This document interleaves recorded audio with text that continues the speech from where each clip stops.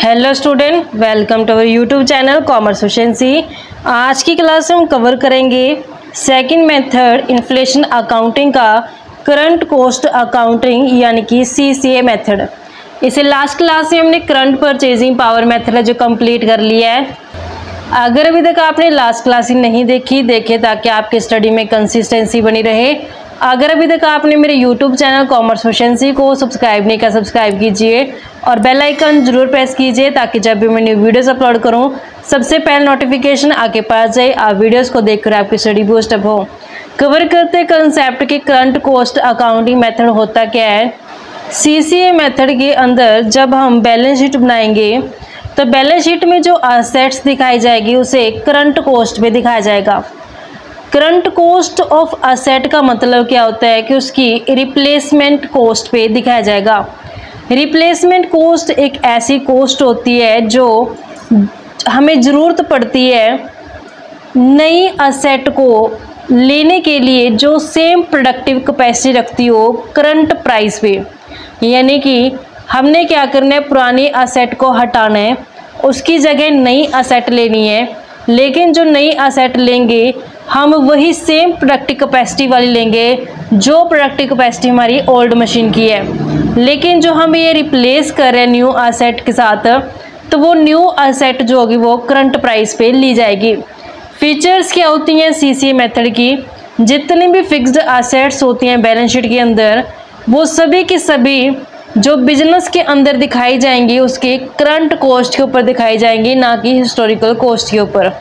जब हम balance sheet बनाएंगे बिजनेस की तो बैलेंस शीट के अंदर जितने फिक्स्ड असेट है सभी के सभी करंट कॉस्ट पे आएंगे, ना कि हिस्टोरिकल कॉस्ट पे।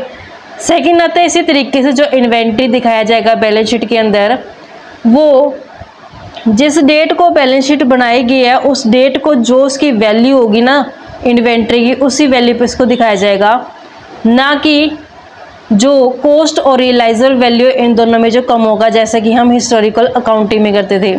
क्योंकि हिस्टोरिकल अकाउंटिंग में हम क्या करते थे, जब हम इन्वेंट्री की वैल्यू दिखाते थे बैलेंस शीट के अंदर तो हमारे पास दो वैल्यूज़ गिवन होती थी, कॉस्ट वैल्यू और रियलाइजेबल वैल्यू। इन दोनों में जो कम होता था उस पे हमने बैलेंस शीट के अंदर इन्वेंट्री को दिखा देते थे। लेकिन सीसीए मेथड कहता है कि हमने जब बैलेंस शीट जिस डेट को बनाई है ना उस डेट को जो भी प्राइस होगा इन्वेंट्री का उसी प्राइस पे हमने बैलेंस शीट के अंदर इन्वेंट्री को दिखाना है। जो डेप्रिसिएशन चार्ज किया जाएगा फिक्स्ड असेट के ऊपर, वो जो फिक्स्ड असेट की करंट वैल्यू होगी ना उस पर डेप्रिसिएशन हम चार्ज करेंगे। यानी कि बैलेंस शीट के अंदर जो हमने फिक्स्ड असेट दिखाई है उसकी करंट वैल्यू जो होगी उस current value of fixed assets के ऊपर हमने डेप्रिसिएशन चार्ज करने हैं।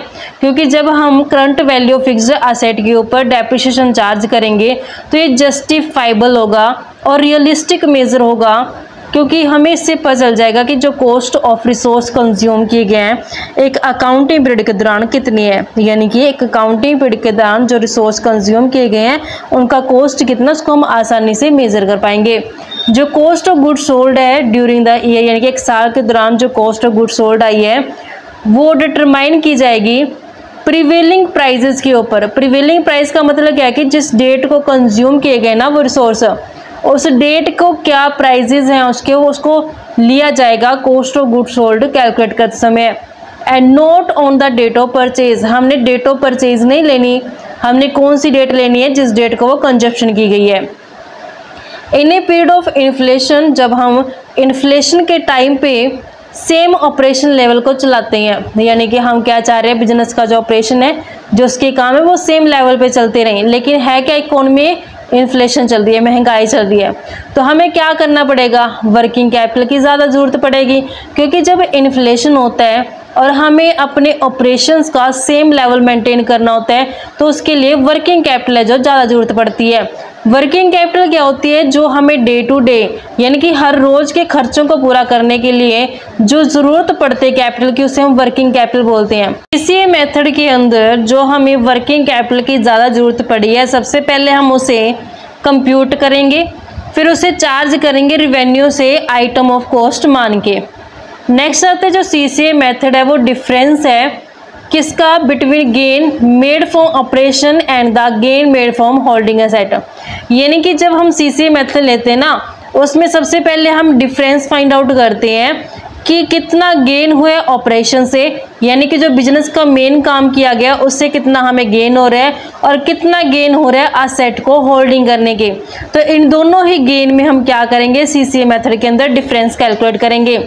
The difference between the current value and the depreciation original cost of fixed asset end of stock along with increase requirement of working capital and the current provision of depreciation in the past is adjusted by opening current cost accounting reserve, यानी कि CCA reserve से इसको हम adjust करेंगे। जो difference है current value का और depreciated original cost of fixed asset का, इनका डिफरेंस फाइंड आउट करेंगे, स्टॉक का भी डिफरेंस फाइंड आउट करेंगे और कितनी वर्किंग कैपिटल की हमें ज़्यादा ज़रूरत है वो फाइंड आउट करेंगे। तो ये सभी जो एडजस्ट किए जाएंगे सीसीए रिजर्व के द्वारा।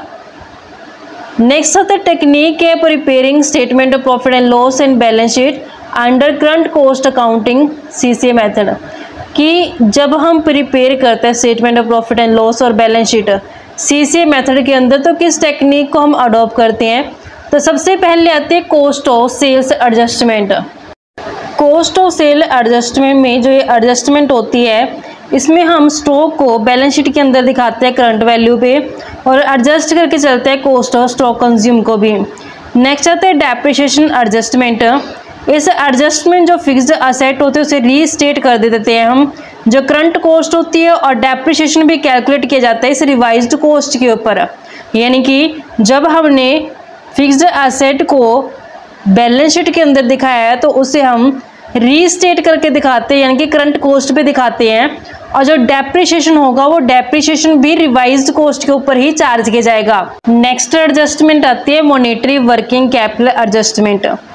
वर्किंग कैपिटल कैसे एडजस्ट करेंगे कि जो इस एडजस्टमेंट का पर्पस होता है वो रियल वैल्यू ऑफ फंड को मेंटेन करना होता है ताकि टाई अप किया जा सके वर्किंग कैपिटल को, यानी कि जो हमें वर्किंग कैपिटल की ज़रूरत है ना उस ज़रूरत को पूरा करने के लिए इनफ फंड है जो यहाँ पे मेंटेन किया जाता है, ताकि जब बिजनेस है वो अपने प्रीवियस वॉल्यूम ऑफ टर्नओवर यानी कि जितना उसने पहले सेल किया था उतना ही वो इस साल सेल कर पाए करंट प्राइस के ऊपर, तो वो फाइनेंस को जो अरेंज करता है।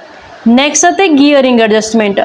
गियरिंग एडजस्टमेंट में क्या होता है कि जो असेट दिखाई जाते हैं बैलेंस शीट के अंदर वो फाइनेंस की जाती है शेयर होल्डर और लॉन्ग टर्म लेंडर से। यहाँ पे 3 एडजस्टमेंट की जाती हैं जो ये 3 एडजस्टमेंट की है इसका रिजल्ट क्या हुआ कि decrease in the amount of profit, जिससे प्रॉफिट का अमाउंट डिक्रीज हो गया और जो वैल्यू थी फिक्स्ड एसेट की वो इंक्रीज हो गई है इन्फ्लेशन के टाइम पीरियड में। यानी जब हमने ये 3 एडजस्टमेंट की इसका रिजल्ट हमें क्या मिला कि प्रॉफिट का अमाउंट तो डिक्रीज हो गया लेकिन जो वैल्यू ऑफ फिक्स्ड एसेट थी इन्फ्लेशन के टाइम में वो इंक्रीज हो चुकी है, जिसका रिजल्ट क्या होगा कि जो फिक्स्ड एसेट का पोर्शन होगा वो फाइनेंस किया जाएगा लॉन्ग टर्म बोरोविंग से, तो जिससे लॉन्ग टर्म बोरोविंग्स भी बढ़ जाएंगी। जो गियरिंग एडजस्टमेंट होती है ये इसलिए की जाती है ताकि प्रॉफिट कितना एट्रीब्यूट किया गया शेयर होल्डर को वो पता लगाया जा सके। अब हम इन एडजस्टमेंट को डिटेल में कवर करते हैं। सबसे पहले एडजस्टमेंट थी कॉस्ट ऑफ सेल्स एडजस्टमेंट, जिसे हम शॉर्ट फॉर्म में कोसा बोलते हैं। जो कॉस्ट ऑफ सेल एडजस्टमेंट है ये डिफरेंस होता है between current value and historical value of stock consume in sales, यानी कि सेल्स करते समय जो स्टॉक कंज्यूम किया गया है उसमें करंट वैल्यू और हिस्टोरिकल वैल्यू का डिफरेंस फाइंड आउट किया जाता है कॉस्ट ऑफ सेल एडजस्टमेंट के अंदर। जो ये एडजस्टमेंट होती है इसलिए ज़रूरी है क्योंकि टाइम गैप रहता है किसके बीच में, परचेज और सेल करने के बीच में टाइम पीरियड लगता है। ऐसा नहीं होता कि मैंने परचेज किया गुड्स को साथ के साथ सेल कर दिए, नहीं, परचेज में और सेल्स में टाइम लगता है, टाइम गैप आता है, जिस कारण से कॉस्ट ऑफ सेल्स एडजस्टमेंट की जाती है। अगर परचेज और सेल्स दोनों यूनिफॉर्म है, यूनिफॉर्म का मतलब क्या है कि जितना परचेज है उतना ही सेल है, तो उस टाइम पे किसी भी तरीके का कोई भी होल्डिंग गेन है जो नहीं होने वाला। जो स्टॉक अक्वायर किया गया प्रीवियस पीरियड के अंदर, यानी कि पिछले साल जितना स्टॉक लिया गया है वो सेल कर देगा करंट पीरियड के दौरान। तो यहाँ पे जो प्रिंसिपल है matching current cost current revenue का वो इम्पेयर्ड हो जाएगा। इम्पेयर्ड क्यों होगा? क्योंकि मैंने लास्ट ईयर के स्टॉक को करंट ईयर के अंदर सेल किया, जबकि मैचिंग कंसेप्ट क्या कहता है कि एक अकाउंटिंग पीरियड के दौरान जितना रिवेन्यू हुआ है उस रिवेन्यू को मैं मैच करूं, उस रिवेन्यू को जनरेट करने के पीछे कितना कॉस्ट हुआ है, तो रिवेन्यू और कॉस्ट दोनों को मैच करके चलते हैं।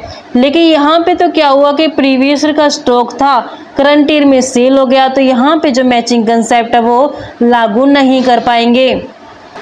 तो जब प्रीवियस ईयर के स्टॉक को करंट ईयर में सेल किया जाता है तो उस केस में जो होल्डिंग गेन होता है उसको डिटरमाइन किया जाता है। जो होल्डिंग गेन आएगा बाद में इसको ट्रांसफ़र कर दिया जाता है नॉन डिस्ट्रीब्यूटेबल रिजर्व्स के अंदर। कॉस्ट ऑफ सेल्स एडजस्टमेंट को हम एग्जांपल की हेल्प से समझते हैं। सपोज करते हैं एक्स ने परचेज किया 100 बैग प्रोडक्ट के 18 में 900 पर बैग के हिसाब से परचेज किया है, लेकिन इसे सेल कर दे 2019 में 1200 पर बैग के हिसाब से। 900 पर बैग के हिसाब से परचेज करके 1200 पर बैग के हिसाब से सेल कर दिया। यानी कि यहाँ पे एग्जांपल क्या है हमारे पास कि एक्स एक पर्सन है जिसने 100 बैग को परचेज़ किया है। 100 बैग है जो परचेज़ किए हैं 100 बैग। कब परचेज़ किए? 2018 में परचेज़ किए हैं। 900 पर बैग के हिसाब से परचेज़ किए गए हैं। ये जो बैग इसने 2018 में परचेज़ किए थे 2019 में इन बैग को सेल कर दिया गया है। कितने में सेल किया गया? 1200 पर बैग के हिसाब से सेल कर दिया गया।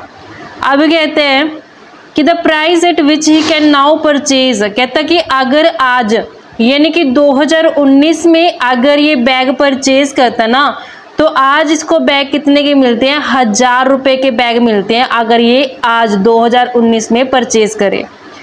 On historical cost base the profit earn is 300 पर बैग।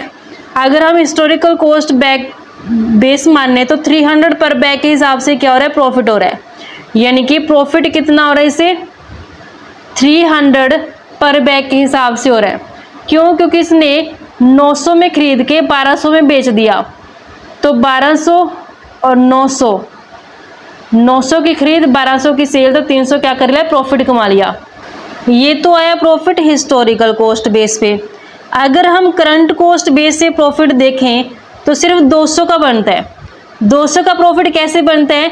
करंट कॉस्ट कहते हैं कि करंट में आज मैं अगर इस बैग को परचेज करूँ तो मुझे 1000 का पड़ेगा, और आज जब मैं इसको सेल करूँ तो मुझे 2019 में 1200 में बेचूंगी, तो 1000 में खरीद के 1200 में बेचूंगी, तो करंट कॉस्ट के हिसाब से प्रॉफिट कितना हो जाएगा? 200, क्योंकि 1200 में से 1000 माइनस करेंगे तो ये करंट कॉस्ट के हिसाब से होगा। तो यहाँ पे जो डिफरेंस है ना ये 900 का और ये 1000 का, यानी करंट कॉस्ट का और हिस्टोरिकल कॉस्ट का, ये कॉस्ट ऑफ सेल्स एडजस्टमेंट है।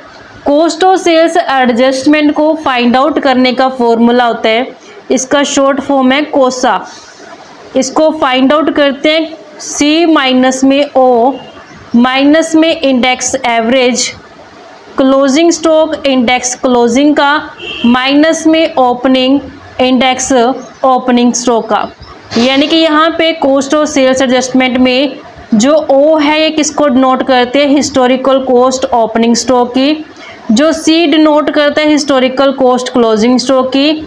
जो I यानी कि इंडेक्स A मतलब कि एवरेज इंडेक्स है ये, और IC यानी कि C क्या? क्लोजिंग स्टॉक, I मतलब कि इंडेक्स, ये इंडेक्स है, इंडेक्स नंबर क्लोजिंग स्टॉक का, I मतलब इंडेक्स, O मतलब कि ओपनिंग स्टॉक। तो हम इस तरीके से फॉर्मूला की हेल्प से भी कॉस्ट ऑफ सेल एडजस्टमेंट को फाइंड आउट कर सकते हैं। एग्जाम्पल की हेल्प से कवर करेंगे इसे।